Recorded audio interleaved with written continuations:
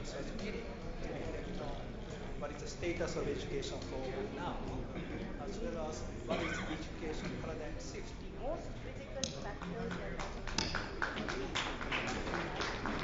We are happy to have amidst us the Honourable Minister of Minority Affairs, Government of India, Dr. Najma Heptulla.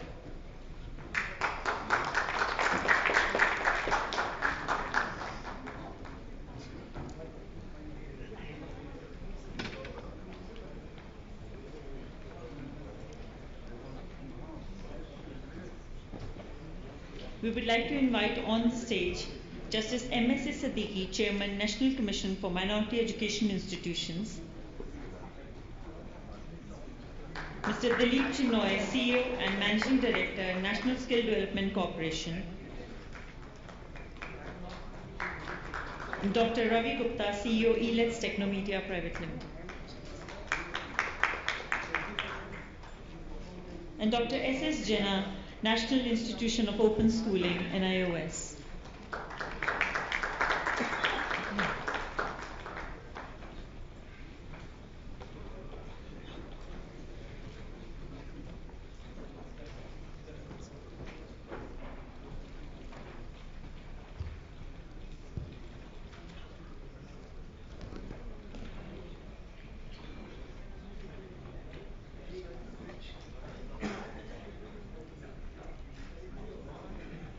Distinguished guests, ladies and gentlemen, at the very onset, I would like to extend a very warm welcome to our chief guest, Dr. Najma Heptulla, Minister for Minority Affairs, Government of India.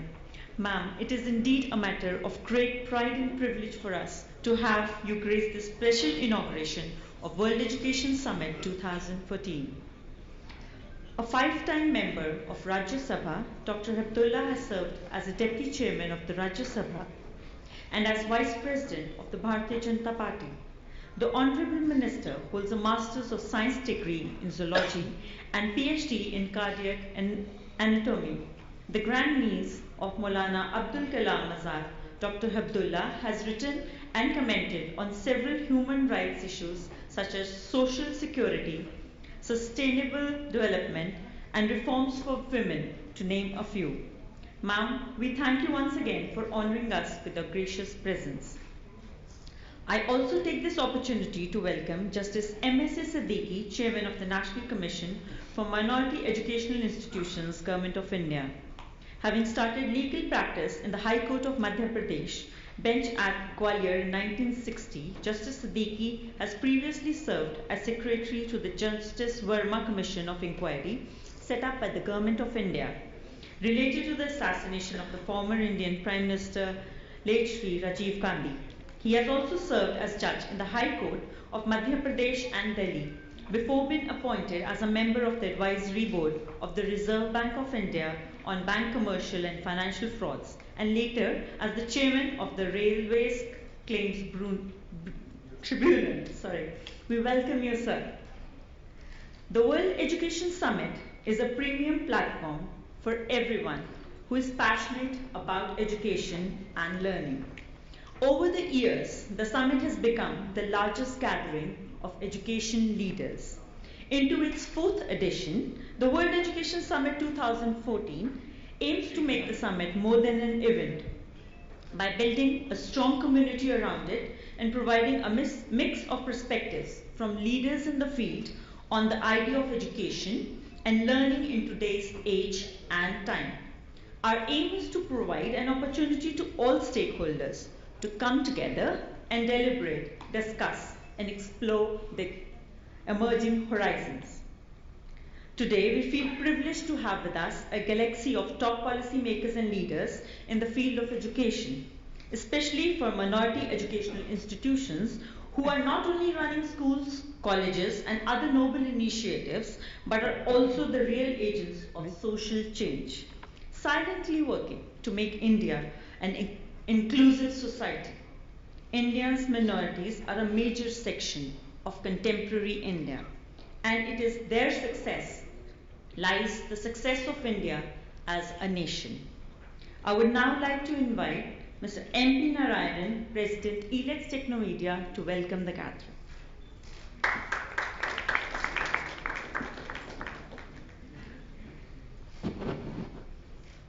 Respected Dr. Heptulla, we have been, as introduced by my colleague, she comes from a very illustrious family. Dr. Maulana Azad, Abdul Kalam Azad. Who does not know him? It's a family of educationists. That's right.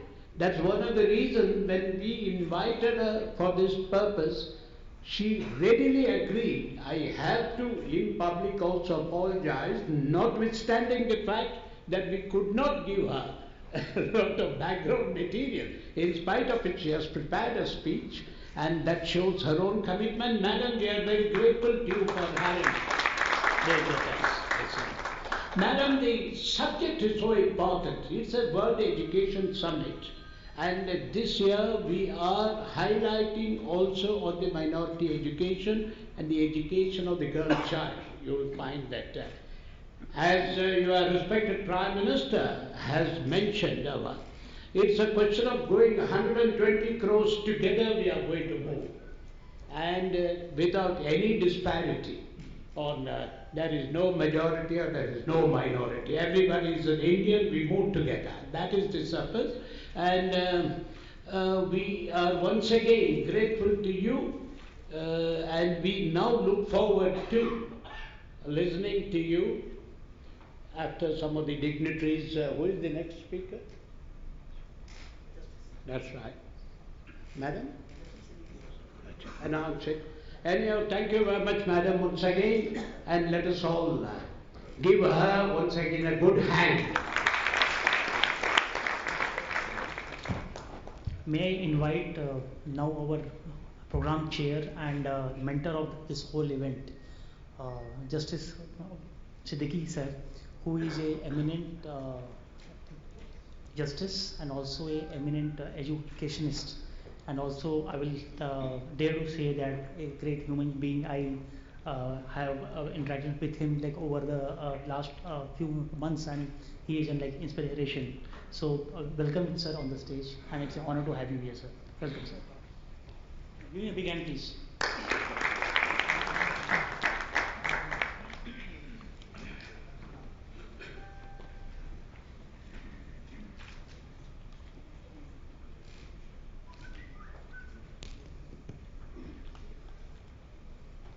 Honorable Dr.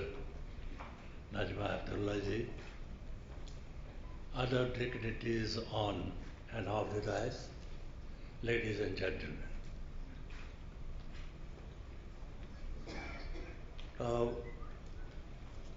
I have been assigned a job to apprise you about the scope and object of my commission. Article 30 of the Constitution confers two fundamental rights of the minorities. First, they can establish educational institution of their choice, and second, they can also administer it. This is a promise of reality, not a teasing illusion. Now, it is oft-quoted and landmark judgment of the Supreme Court rendered in TMFI Foundation case. They have interpreted the right to administer, the expression implied in Article 30, and they have said that it comprises of the following rights: are freedoms which you enjoy under the protective umbrella of Article 30. First is that you can constitute your own governing body or managing committee without any interference from the government. Second, you can raise a reasonable fee structure of your own. And third, a very important one, that you can select and appoint teaching and non-teaching staff for your institution. But since the Article 30 is a regulatory right. It is subject to certain regulations, and these regulations is that you have to select teaching and non-teaching staff according to the qualification of eligibility prescribed therefore by the government or by the statutory authorities. As the Supreme Court has said, because this is in the interest of academic excellence. So that is the very small area of interference with the government can interfere. Fourth right or freedom which you get is that you can admit 10% students from your own community in your institution. But if you are receiving any financial aid from the government, then sub Article 2 of Article 29 obligates you to admit non-minority students also to a reasonable extent. And the fifth is that you can take disciplinary action against your erring staff. In addition, certain more freedoms have been extended to you as a minority educational institution. First is that the policy of reservation in admission is not applicable to a minority institution. Second, the policy of reservation in employment cannot be made applicable to a minority educational institution. Third is that the Right to Education Act does not apply to a minority educational institution covered under Article 30. So these are the basic facilities or freedom which you enjoy, provided you are armed with a minority status certificate.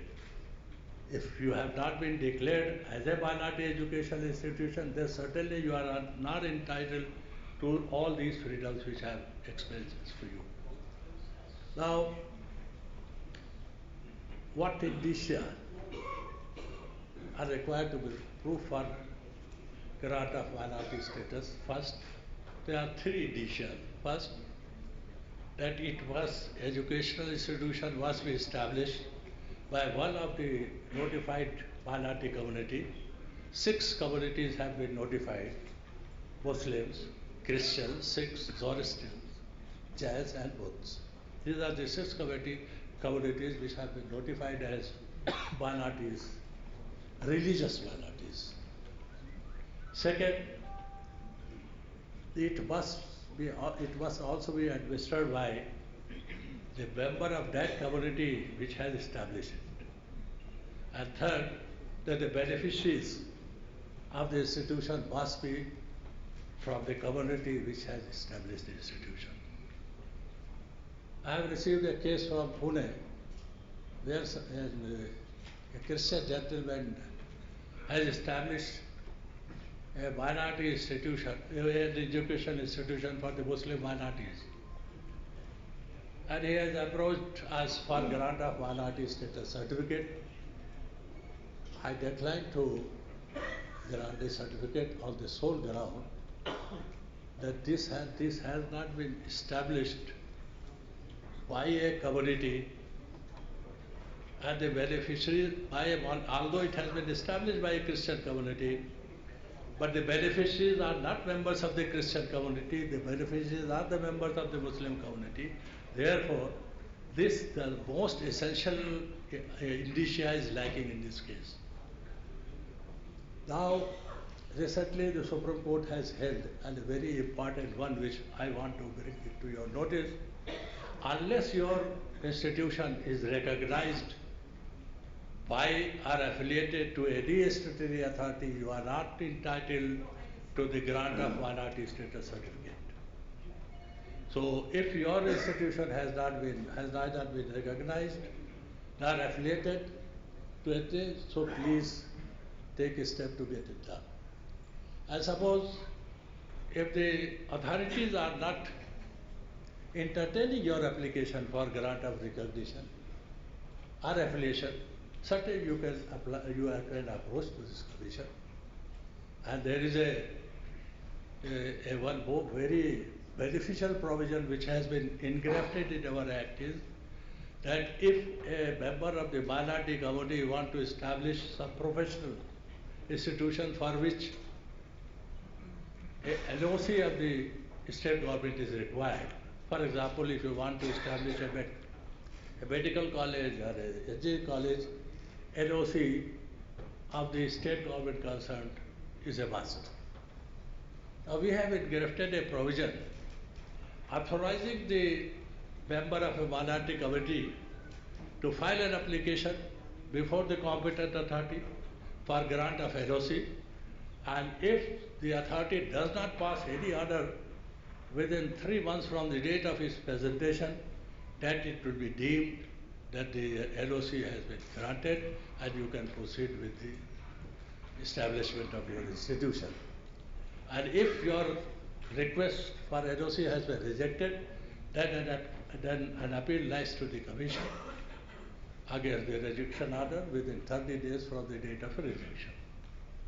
Secondly, if your application for minority status has been rejected by the state government, you can certainly approach the Commission by filing an appropriate application. You know, we don't entertain application directly. You have to approach the state government one, because you know, in a federal polity, we have to respect the sovereignty of the state government. But if your institution is affiliated to the CBSE or ICSE, then you need not approach to the state government. You can directly come to us and we will entertain your application, provided all the papers. So these are the basic and salient features of our commission. And there is one more section which empowers the minority educational institution to get affiliation from the university of its choice. And if the university rejects your application, then the dispute is referred to our commission, and the section says that the decision of the commission thereon shall be final. One more provision has been engrafted in our Act, which empowers the commission to take action against any official of the government, either center or state, if it is proved that he has deliberately violated your fundamental right or educational rights enshrined in Article 30 of the Constitution. So these are the basic features. We have granted almost 10,000 minority status certificates to minority education institutions, and you will be surprised to know that the majority, the main beneficiaries of the commission are members of the Christian community. Almost 80–90% cases are from the Christian education institution, only 10% are from the Muslim community. And before parting with you, my only suggestion to the minorities are, particularly the Muslim community, that our salvation lies in acquiring strong knowledge economies powered by information technology, innovation and education. Thank you very much. Jai Hind.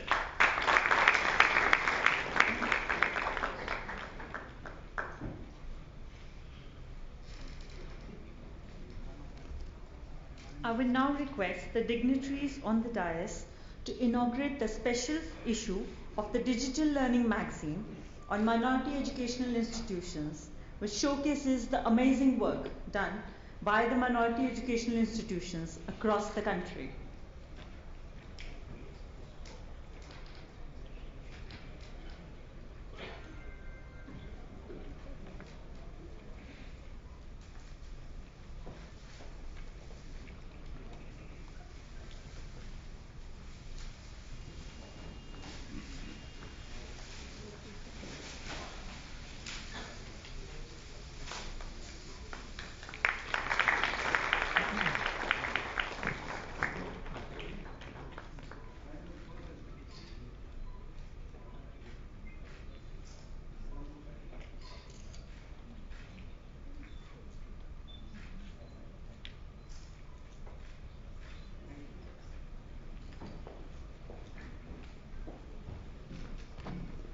this issue of special issue of the digital learning magazine has been produced in collaboration with the minority commission under the guidance of Justice Siddiqui sir and the FAR madam, and it profiles some of the leaders in this area of the minority education sector.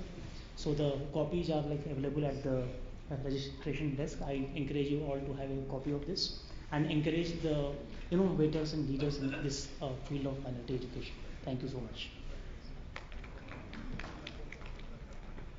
I would like to now invite our chief guest, Dr. Najma Heptulla, Union Minister of Minority Affairs, Government of India, to share her views and vision in the innovations in education.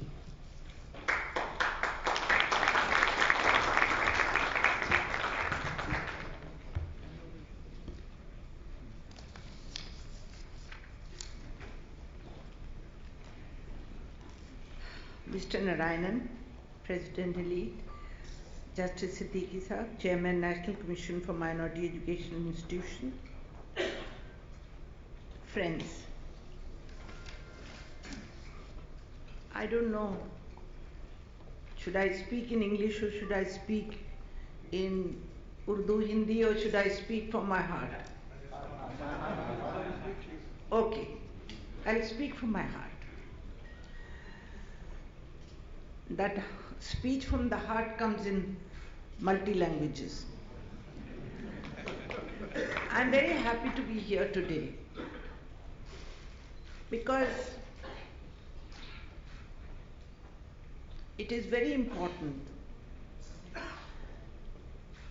that you have a session on minority education. I'm very happy that the World Education Conference had discussed the digitization of education, the modernization of education. As the Prime Minister of the country, Mr. Narendra Modi, has been heard saying in one of his interviews and speeches that he would like to modernize the madrasa education. And he had said that he would be very happy to see Quran Sharif in one hand of a child and computer on the other hand. Because it's very necessary that our children should have access to most modern gadgets of education. It becomes much easier. I remember many years ago when I was traveling in Saudi Arabia, many years ago, maybe 15, 20 years ago, that I brought a computer which was called Sakhar, Arabic computer. I wanted to learn Arabic language. And it was like a toy for me those days, because I could learn the translation of what I was writing in English, could understand it.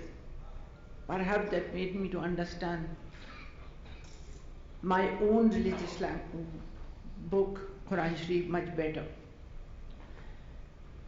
In this year's budget, not only that the President mentioned in his speech about madrasa modernization, but in this budget speech also of the Finance Minister, 100 crores rupees have been allocated for modernization of madrasa education. When I was given the job to be the Minister for Minority Affairs,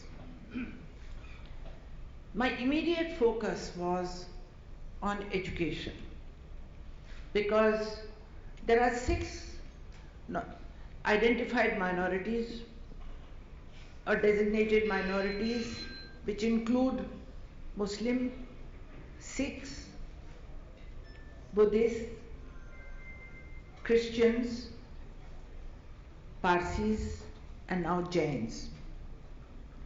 But among all the 6 minorities, Muslims are the largest number, and hence their problems are also more. کیونکہ یہ 6 minority میں الگ الگ minorities کے الگ الگ سمسیائیں ہیں, الگ الگ ان کی مشکلات ہیں, مگر مسلم کیونکہ یوں تو پچھلی سینسس کے حساب سے 14% ہیں اور سب سے زیادہ نمبر میں ہے مائنورٹیز میں, ان کی مشکلات سوشیو اکنامک بیکورڈنس, ایجوکیشنل بیکورڈنس کی ہے, جو سچر کمیٹی کی رپورٹ نے بھی ظاہر کی ہے. سچر کمیٹی کی رپورٹ جو 76 ریکمنڈیشن دی ہیں, اس میں سے سرکار نے 72 کو لاگو کرا, ایکسیپٹ کیا, اور ان 72 میں سے 15 صرف ایجوکیشن تک تعلق رکھتی ہیں. کیونکہ میں یہ سمجھتی ہوں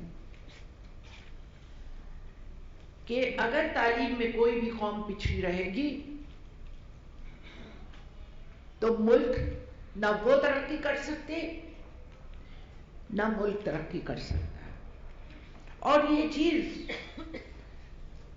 آج کے پردھان منتری نے محسوس کی, اور اسی پہ انہوں نے سب سے زیادہ ایمفیسس دیا. جہاں تک میرا تعلق ہے, میری خوش قسمتی ہے کہ میں اس گھرانے میں پیدا ہوئی کہ جہاں تعلیم سب سے زیادہ اہم تھی. میری دادی جو مولانا ابوالکلام آزاد رحمۃ اللہ علیہ کی بڑی بہن تھی, ان کے والد نے جو تعلیم اپنے لڑکوں کو دی وہی تعلیم انہوں نے اپنی لڑکیوں کو بھی دی. اور میں آج کی بات نہیں کر رہی, 100 برس پہلے کی بات کر رہی ہوں. تو آپ اندازہ لگا سکتے ہیں کہ میں نے کس ماحول میں آنکھیں کھولی. مذہبی لوگ کہتے ہیں کہ مذہبی ایسی سوچ ہے کہ اگر مذہبی لوگ ہوتے ہیں تو وہ اپنی لڑکیوں کو تعلیم نہیں دیتے. میں یہ بات نہیں مانتی, اس لیے کہ مولانا آزاد کے والد سے زیادہ جو پیری مدیری کرتے تھے اور کافی حد تک سخت اپنے بچوں کو سختی سے پالا, مگر تعلیم میں کوئی فرق نہیں کیا لڑکے اور لڑکی میں. ظاہر بات ہے کہ رسول اکرم کو بھی اللہ کی طرف سے پہلا پیغام اقرا آیا تھا, پڑھو. تو کتنی اہمیت ہونا چاہیے ہمارے گھروں میں, ہمارے سماج میں علم کی. میری دادی کلکتہ میں رہتی تھی. بھوپال میں عورتوں کی حکومت تھی, وہ بھی 4 پشتوں تک مسلمان عورتوں کی حکومت تھی. اور ان میں جو سب سے آخری فرما روا تھی سلطان جہاں بیگم, وہ علی گڑھ مسلم یونیورسٹی کی چانسلر تھی. انہوں نے میری دادی کو تعلیم نسواں کے بارے میں لیکچر دیتے ہوئے کسی کانفرنس میں سنا. ہو سکتا ہے علی گڑھ ہو سکتا ہے حیدرآباد ہو سکتا ہے لاہور ہو, یہ مجھے نہیں معلوم, مگر وہ اس سے اتنی زیادہ متاثر ہوئی کہ ان کو انہوں نے بھوپال آنے کی دعوت دی اپنے پورے خاندان کے ساتھ، کہا آپ یہاں مائگریٹ کریے اور میرے یہاں، میرے شہر میں، میری ریاست میں آپ لڑکیوں کی تعلیم کی ذمہ داری اٹھائیے. ان کو ڈائریکٹر آف ایجوکیشن بنایا. یہ بہت پرانی بات ہے، 80-90 سال پرانی بات ہے.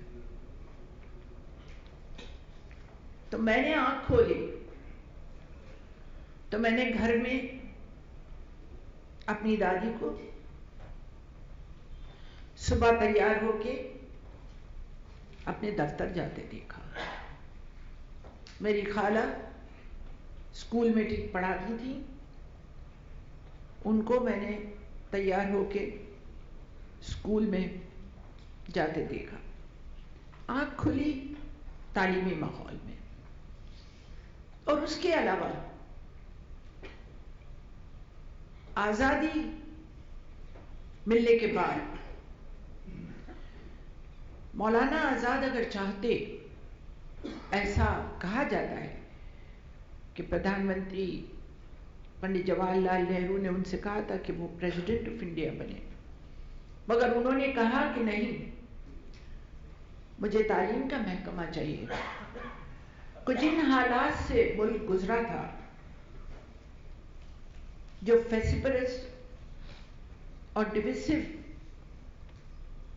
حالات سے ملک آزادی سے پہلے گزرا تھا، مولانا صاحب نے کہا کہ آج ضرورت ہے یونیورسل ایجوکیشن کی، اور جو ایجوکیشن کا گیپ ہے اس کو مجھے پر کرنا ہے. انہوں نے 1948 میں اپنی ایجوکیشن کی ڈیمانڈز، گرانٹس کے لیے جو کانسٹیٹوئنٹ اسمبلی میں تقریر کی تھی، اس میں انہوں نے مانگ کی تھی کہ ایجوکیشن کو ڈیفنس کے برابر درجہ ملنا چاہیے، کیونکہ جب بھی ملک کے اوپر کوئی آفت آتی ہے، کہیں کہیں سے ملک اس کے لیے روپیہ نکال لیتا ہے. اور آج ملک کو ضرورت ہے کہ تعلیم کو ڈیفنس کا درجہ، برابری کا درجہ ملنا چاہیے. ان کی یہ خواہش پوری نہیں ہوئی، مگر پھر بھی آزاد ہندوستان کی ایجوکیشن کی بنیاد مولانا ابوالکلام آزاد نے رکھی. اور جو ایجوکیشن پالیسی انہوں نے بنائی، اس کے برسوں بعد نرسمہا راؤ جی جب HRD کے منسٹر بنے اور میں ڈپٹی چیئرمین تھی، تو اس کے برسوں بعد اس ایجوکیشن پالیسی میں تبدیلی لائی گئی. ورنہ اتنی مستحکم انہوں نے بنیاد رکھی تھی ایجوکیشن کی کہ کوئی ضرورت نہیں پڑی. سارے انسٹیٹیوشن انہوں نے قائم کیے، university grants commission, academies, Sangeet Natak academy, Lalit Kala academy, Sahitya academy, ICCR، CSIR، بڑے بڑے ایجوکیشنل انسٹیٹیوشنز، IITs، پیلانی انسٹیٹیوٹ، یہ سب مولانا آزاد کی دین ہے اس ملک کو. اور وہ یہ سمجھتے تھے، انہوں نے 1949 میں یہ بات کہی تھی کہ مجھے اس پہ کوئی اعتراض نہیں کہ میرے ملک کے بچے ہندوستان کے باہر تعلیم حاصل کرنے، نالج حاصل کرنے جائیں، مگر میں چاہوں گا کہ میرے ملک کے انسٹیٹیوشنز ایسے ہوں کہ لوگ پوری دنیا سے علم حاصل کرنے کے لیے ہندوستان آئیں. جیسا کہ پرانے زمانے میں، پراچین کال میں تکشلا اور نالندا یونیورسٹیز میں دور دور سے لوگ آتے تھے. انہوں نے تقریر میں کہا کہ کسی ملک کی ترقی اس بات سے نہیں ناپی جائے گی کہ وہاں کتنے انسٹیٹیوشنز ہیں، کتنے کارخانے ہیں، بلکہ اس بات سے دیکھی جائے گی کہ ان اداروں کے پیچھے کوالٹی آف مائنڈ کیا ہے، اور آج ہمیں وہ کوالٹی آف مائنڈ بنانا ہے، وہ کوالٹی آف مائنڈ کی ضرورت ہے۔ مولانا آزاد نے کی جو خواہش تھی یونیورسل ایجوکیشن کی، فری پرائمری ایجوکیشن کی، آج برسوں بعد جب بل پارلیمنٹ میں آیا، رائٹ آف ایجوکیشن کا بل پارلیمنٹ میں آیا، اب میں پارلیمنٹ میں اس کے اوپر میں نے بھی حصہ لیا اس کے ڈسکشن میں، اتنے برسوں بعد ان کے اس خواب کو تعبیر میسر ہوئی۔ آج ایجوکیشن میں بہت ترقی ہو گئی ہے، 600-650 سے اوپر ہمارے یہاں یونیورسٹیز ہیں، انسٹیٹیوشنز ہیں، اور زیادہ تر پرائیویٹ انسٹیٹیوشنز ہیں، کیونکہ گورنمنٹ کے خرچے کی ایک حد ہوتی ہے، اور پبلک کا پارٹیسپیشن ایجوکیشن میں ضروری ہے، مگر کیا سارے ادارے جو پبلک کے ہیں وہ اس لیول کے ہیں کہ جس کی امید کہ مولانا آزاد نے کی تھی؟ کیا ہم کوالٹی ایجوکیشن دے رہے ہیں؟ امریکہ میں ایک کانفرنس ہوئی اور وہاں یہ ڈسکشن ہوا کہ کوالٹی ایجوکیشن ہونا ضروری ہے، اور اس ڈسکشن میں میڈیوکریسی کے بارے میں بات ہوئی کہ جس طریقے کی میڈیوکریسی وہاں ہے، پیرل آف نیشن، اگر امریکہ میں یہ اس بات پر غور کرتے ہیں، انہوں نے کہا کہ وہاں اچھے ٹیچروں کی کمی ہے، آج ہمیں ضرورت ہے اچھے پڑھانے والوں کی۔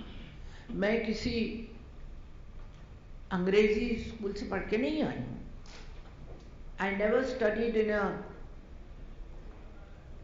high flying Western education.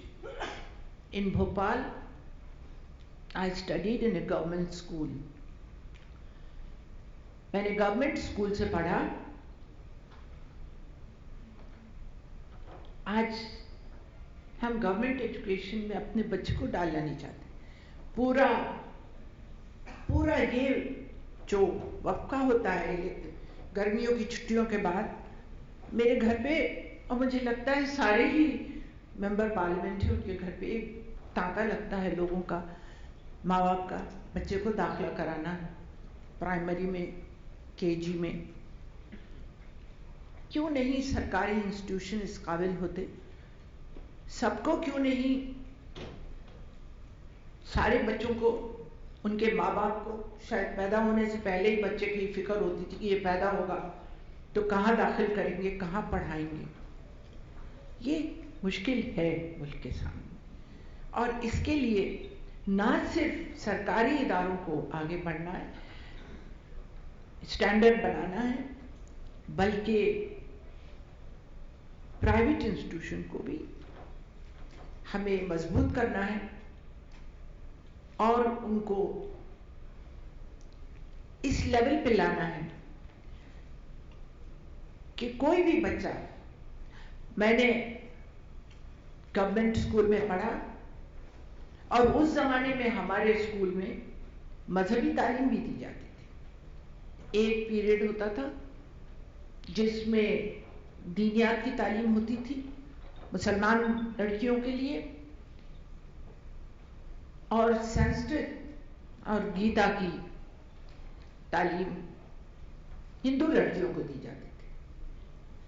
میں اس ماحول سے اوپر آئی ہوں. میں نے کالج میں بھی گورنمنٹ کالج میں پڑھا اور یونیورسٹی میں ٹاپ کیا. 22 سال کی عمر میں پی ایچ ڈی کی. میں لوگوں سے کہتی ہوں کہ آپ بھی کر سکتے ہیں. اگر میں کر سکتی ہوں تو کوئی بھی کر سکتا ہے. یہ ضروری نہیں ہے کہ وہ ہائی فائی اسکول کا ہی بچہ آگے ترقی کر سکتا ہے. ایک لگن ہونا چاہیے, ایک خواہش ہونا چاہیے, ایک ڈیزائر ہونا چاہیے کہ ہمیں کچھ حاصل کرنا ہے. میری 3 لڑکیاں ہیں. میری تینوں لڑکیاں امریکہ میں ہیں. آئی وی لیگ سے پڑھ کے ایک اچھی زندگی گزار رہی ہیں امریکہ میں. اعلیٰ سے اعلیٰ تعلیم حاصل کی. یہاں مجھے خوشی ہے کہ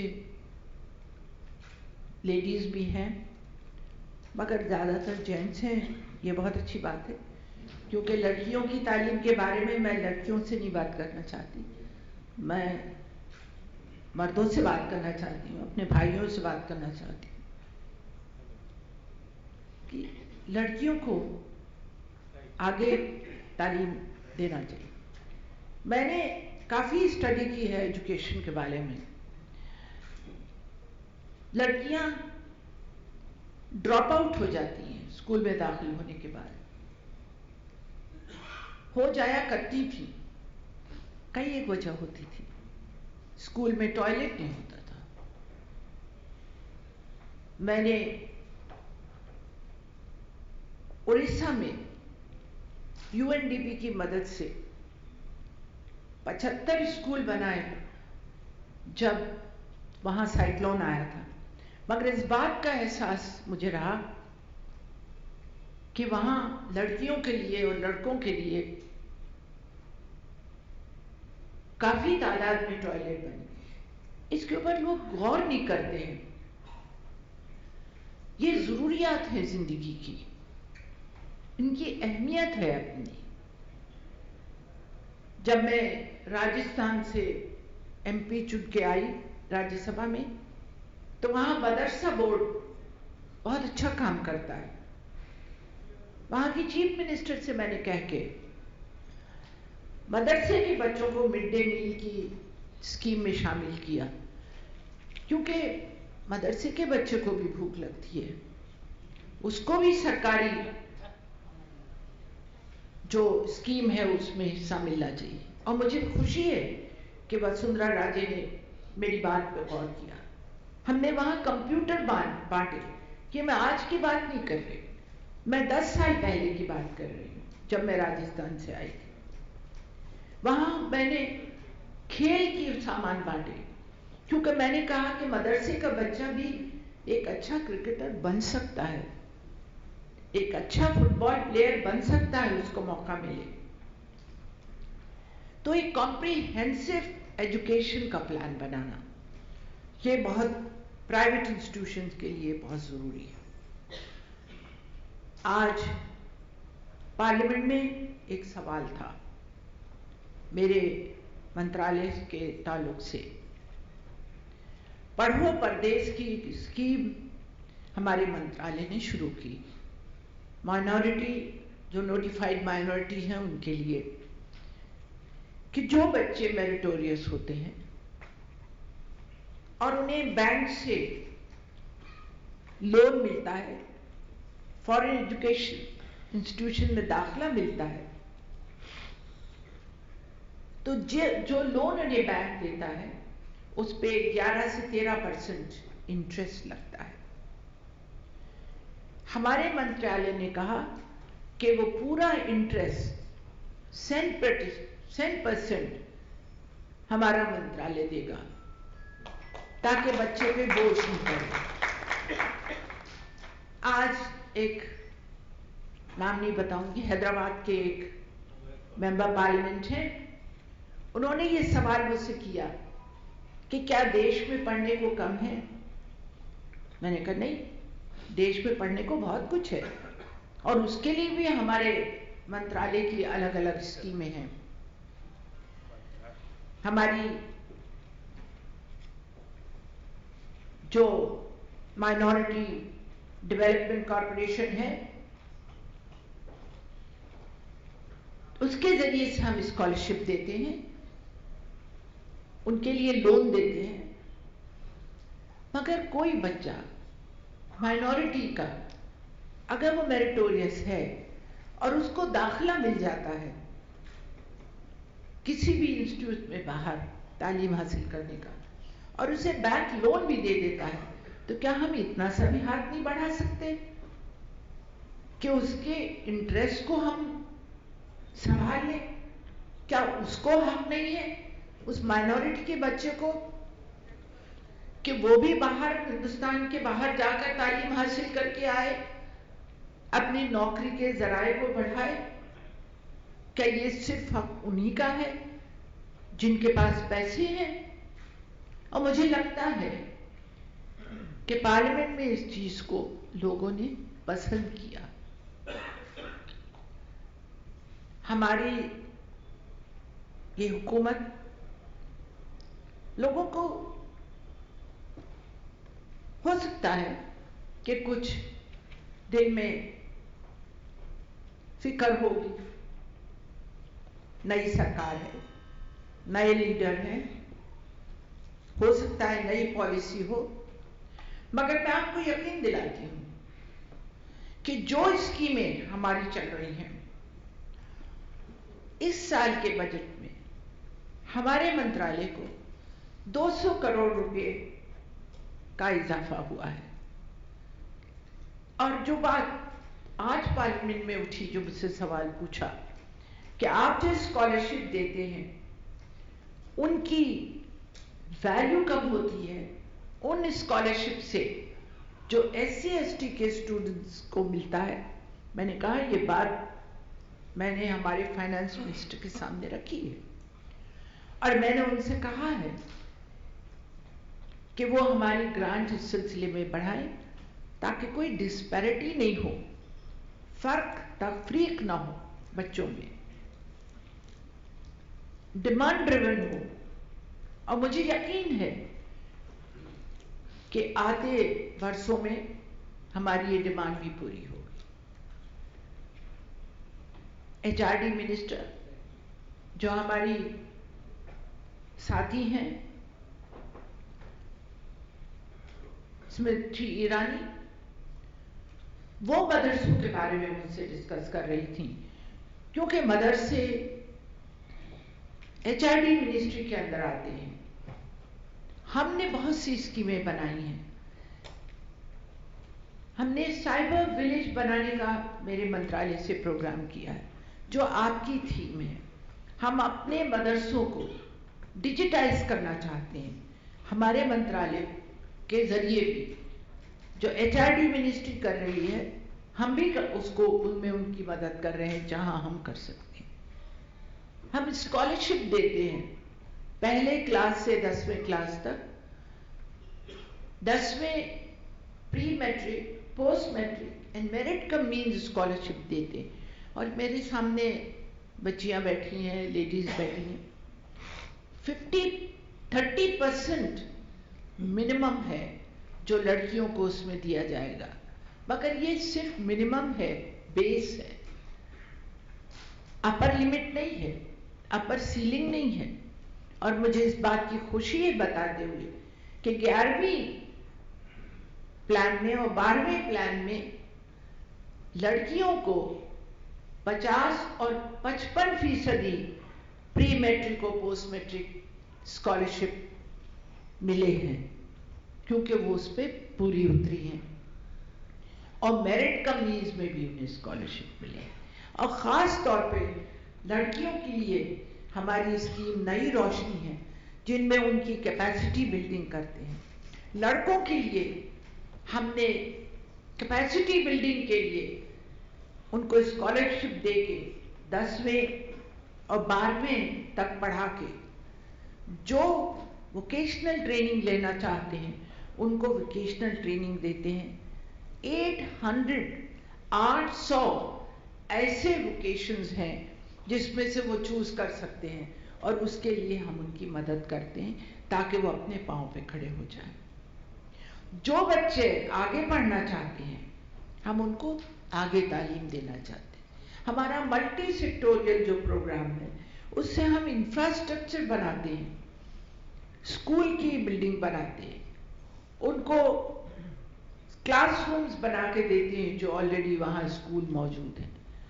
اور یہ سب کام میں چاہتی ہوں کہ آپ لوگ جو ملک کے الگ الگ حصوں میں انسٹیٹیوٹ چلاتے ہیں, مدرسے چلاتے ہوں گے, اسکول چلاتے ہوں گے, آپ ضرور ہم سے جو بھی مدد ہو سکتی ہے مانگ سکتے ہیں اور ہم آپ کی مدد کریں گے. آج جب تک ہمارے بچے اعلیٰ تعلیم حاصل نہیں کر پائیں گے وہ آگے بڑھ نہیں پائیں گے. لوگ مجھ سے ریزرویشن کی بات کر رہے تھے. میں نے کہا reservation is a very retrogressive thought کہ مجھے ریزرویشن مل جائے تو میرے تھوڑے بچے 4% 5% مل جائے, میرے بچے نوکری. کتنی نوکریاں گورنمنٹ کی ہوتی ہیں جس میں بچوں کو نوکری مل جائے گی. آج گلوبلائزیشن کا زمانہ ہے, آج ملٹی نیشنل کا زمانہ. ہمیں آگے کی سوچنا چاہیے. ہم اپنے کو اتنا قابل کریں کہ ہم نیشنلی اور انٹرنیشنلی ملٹی نیشنل میں نوکری کے لیے سوچیں. گلوبلائزیشن کے زمانے میں ریزرویشن کی بات کرنا, کیونکہ کسی ملٹی نیشنل میں, کسی پرائیویٹ کمپنی میں کسی کے لیے کوئی ریزرویشن نہیں ہے. اپنی قابلیت کی بنیاد پہ وہ آگے آتے ہیں. اور مجھے یہ کہتے ہوئے خوشی ہے کہ اس بار ایک بچہ جو مدرسے کا پڑھا ہوا تامل ناڈو کا ہے وہ IAS کے ایگزام میں پاس ہوا اور ہم اس کو ریسیپشن دینے والے ہیں. ایک انسینٹیو ہوگا اور دوسرے بچوں کو بھی آگے تعلیم حاصل کرنے کا. میں نے سوچا کہ میرے دل میں جو ہے لکھی ہوئی اسپیچ میں یہاں چھوڑ جاؤں گی, جس کو پڑھنا ہے وہ پڑھ لے, مگر میں نے دل سے بولا ہے.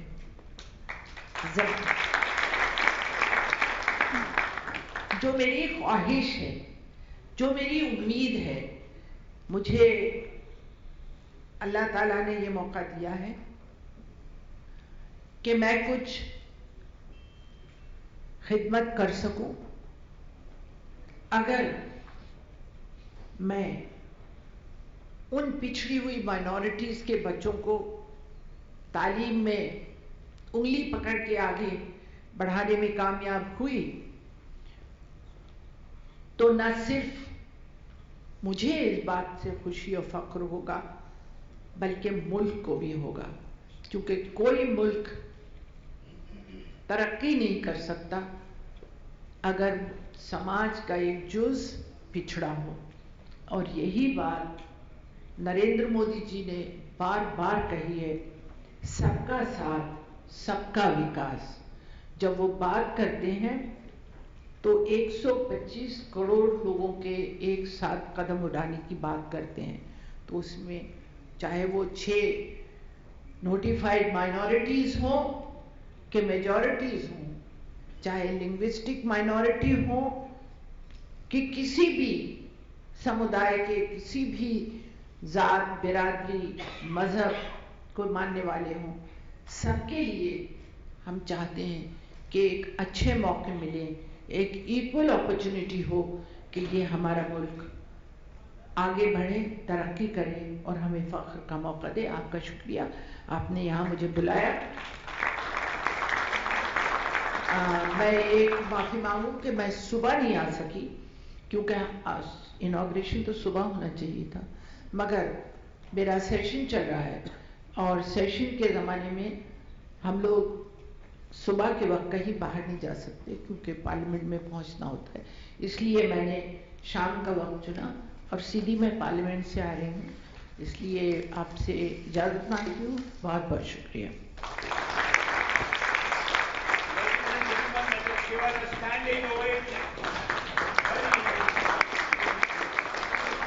Thank you so much, ma'am, for that thought. I would now like to invite on stage Dr. Ravi Gupta, CEO ELEX Technomedia and the Chief Editor Digital Learning Magazine.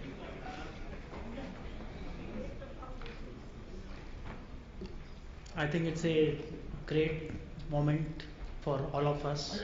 I think I will say that almost a historical moment. We have such a luminary at our event, and so we thank Dr. Najma ji for an inspiring speech, taking us through the whole history of how the education sector has developed in the country, and how her family has played a very, very important role in building up the whole organization structure. As she mentioned about UGC to CSR, all these organizations have been built with a vision. And she has also highlighted the vision of the current government and how it is looking at shaping up the overall education sector, and especially the minority education sector in the country. With this, we will end this special session. I also would like to thank the Honorable Justice Siddiqui ji, whose again his speech highlighted the important work the Minority Commission is doing in the sector, and how it is helping all the minority sectors and the overall education sector. So we will take the liberty of closing this inaugural session and thanking all dignitaries on the dais. And we will request our other dignitaries, Shenoy ji and Jena ji, to kindly stay on the stage, and we will continue this session after the Honorable Minister leaves. Bye. Yes.